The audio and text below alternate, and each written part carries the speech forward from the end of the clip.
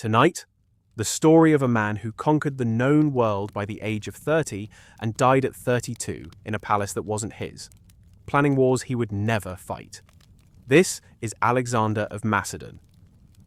In June of 323 BC, in a palace in Babylon that had once belonged to the kings of Persia, Alexander of Macedon, 32 years old, undefeated in battle, ruler of an empire stretching from Greece to the borders of India, was dying. His generals gathered around him. The empire was fracturing before he was even cold. Someone asked the question that had to be asked. Who do you leave it to? The ancient sources, Diodorus, Curtius, Arian, disagree on exactly what he said. But the version that survived is two words. To the strongest. Not to the most just, not to the most capable, not to the one who would hold it together. To the strongest. And in those two words, you hear the philosophy, or the absence of one, that had driven him across 30,000 miles of the known world and left nothing stable behind him. This is not the story of a military genius. That story has been told. This is the story of a man who had every advantage the ancient world could give. The finest education, the most powerful army, a father who had already unified Greece, and who used all of it to chase something that didn't exist, and what that chase destroyed. Alexander was born in 356 BC in Pella, the capital of Macedon, to Philip II and Olympias, a princess of Epirus. From birth, he was engineered for greatness, not in the metaphorical sense, but literally. Philip, one of the most pragmatic military minds in Greek history, designed his son's upbringing the way he designed a siege. At 13, Alexander was handed to Aristotle, not a local tutor, not a court philosopher. Aristotle, the student of Plato, the founder of the Lyceum, arguably the most influential thinker in Western history. Philip built a school at the Temple of the Nymphs at Mysa specifically for this purpose, and for 3 years Aristotle taught Alexander philosophy, medicine, science, and literature. Plutarch tells us that Alexander slept with a copy of Homer's Iliad, Aristotle's personally annotated edition, under his pillow for the rest of his life, beside a dagger. The book and the blade. It's almost too perfect as a symbol, but Plutarch insists it's fact. Aristotle taught him that the purpose of knowledge was to understand the world in order to live well within it. He taught him logic, moderation, and the Aristotelian mean, that virtue lies between extremes. Alexander absorbed all of it. He was, by every account, a brilliant student, and then he spent the rest of his life violating almost everything Aristotle had tried to teach him. Philip was assassinated in 336 BC. Alexander was 20. He secured the throne by executing potential rivals with a speed that stunned even the Macedonian court, a court that was no stranger to political murder. Within 2 years, he had crushed a Theban revolt so brutally that he razed the entire city to the ground. Every building destroyed. The population sold into slavery. He spared only the temples and the house of the poet Pindar. That detail, saving the poet's house, is the kind of thing that makes Alexander impossible to reduce to a single narrative. He was capable of extraordinary cultural sensitivity and extraordinary cruelty, sometimes in the same afternoon. He wept over the body of Darius III, the Persian king he had spent years trying to destroy. He burned Persepolis, the ceremonial capital of the Persian Empire, after a night of drinking. And ancient sources disagree on whether it was calculated revenge for Xerxes' burning of Athens or a drunken impulse he immediately regretted. The campaign itself is almost beyond comprehension in its scope. Between 334 and 326 BC, 8 years, Alexander fought his way from the coast of modern Turkey through Syria, Egypt, Mesopotamia, Persia, Afghanistan, and into the Punjab region of India. He founded more than 20 cities. He defeated armies that vastly outnumbered his own at Granicus, Issus, and Gaugamela, battles that are still studied at military academies. He crossed the Hindu Kush in winter. He took the fortress of Ionis, which legend said even Heracles had failed to capture. And at every step, something was shifting inside him that his men could see but couldn't stop. The first signs appeared in Egypt, where the priests of the oracle of Ammon at Siwa reportedly greeted Alexander as the son of Zeus. Whether Alexander genuinely believed this or simply allowed it to be believed is one of the oldest debates in classical scholarship. Arrian, the most careful of the ancient historians, says Alexander was not displeased by the claim. Plutarch suggests he used it strategically. Callisthenes, his court historian, who would later be executed for refusing to perform proskinesis, the Persian act of prostration before the king, initially promoted the divine narrative before turning against it. What is clear is that after Siwa, Alexander began to change. He adopted Persian dress.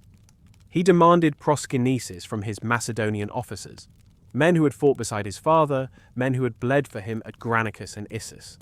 To a Greek, bowing before a living man was an act reserved for gods or barbarian kings. It was a cultural humiliation, and they resisted it with a fury that Alexander had not anticipated. In 328 BC, at a banquet in Samarkand, the tension broke. Clitus the Black, a veteran officer who had saved Alexander's life at the Battle of the Granicus, cutting off the arm of a Persian cavalryman who was about to strike him from behind, confronted Alexander publicly.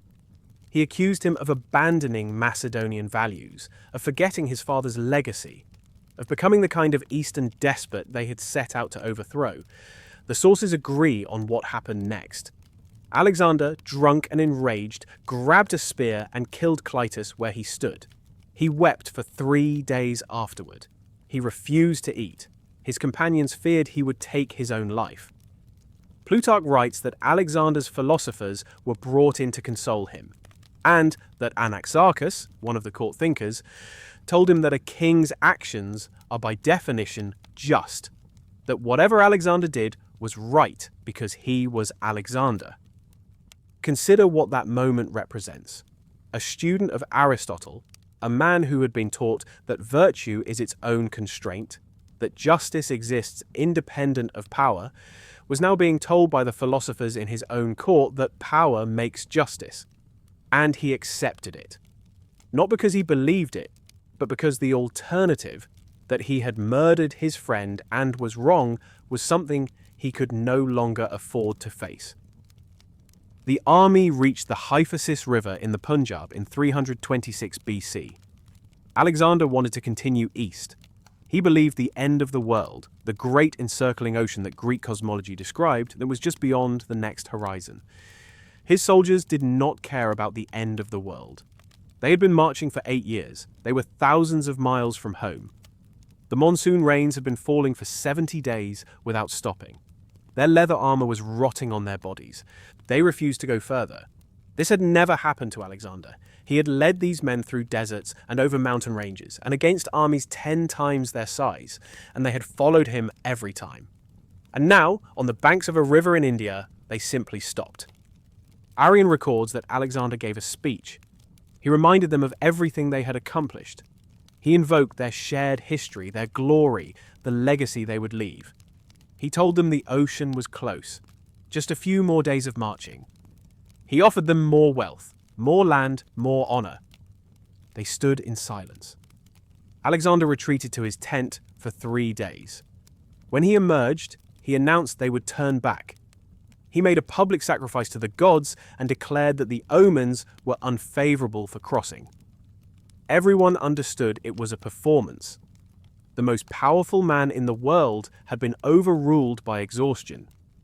And yet, there is something in this moment that cuts deeper than military strategy. Aristotle had taught Alexander that man is a rational animal, that reason governs the soul the way a king governs a city.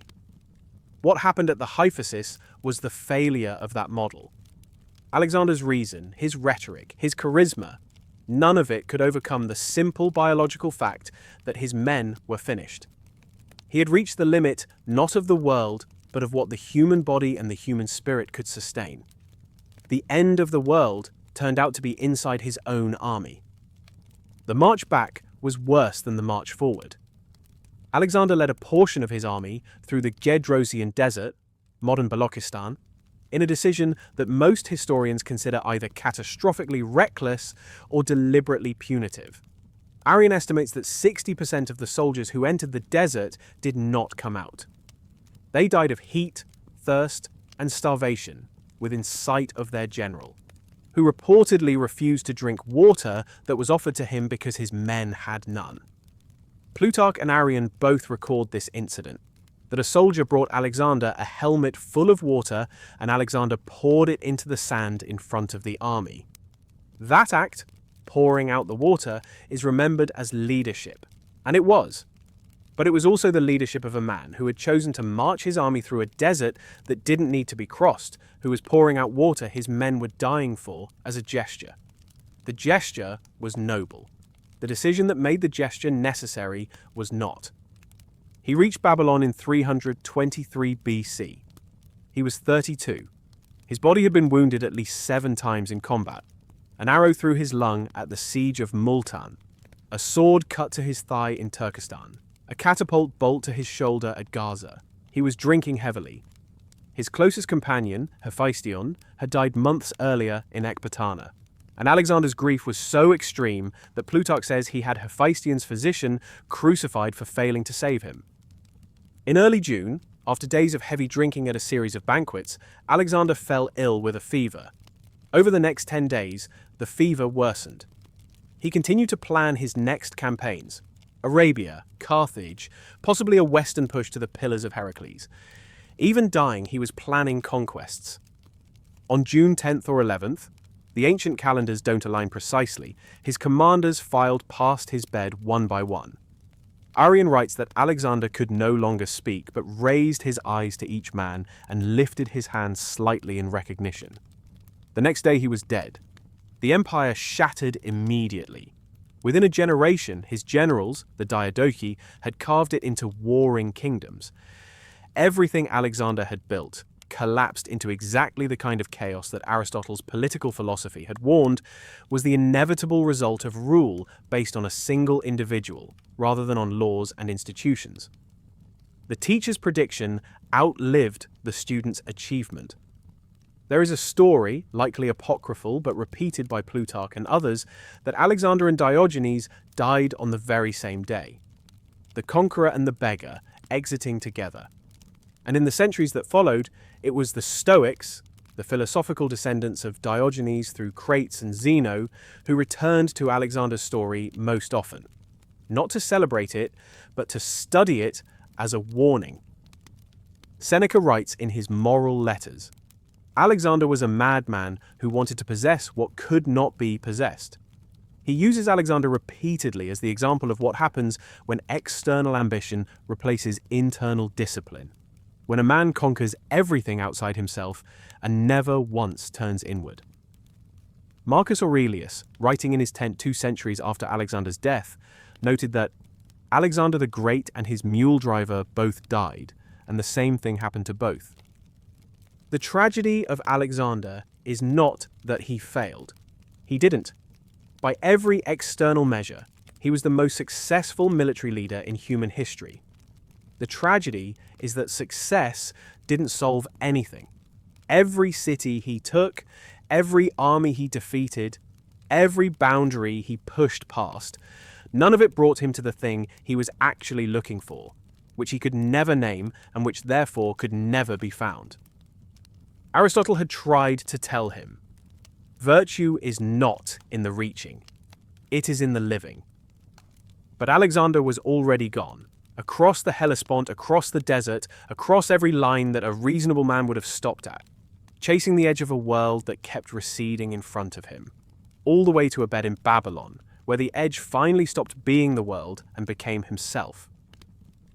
If these stories stay with you, consider subscribing. There is more to come.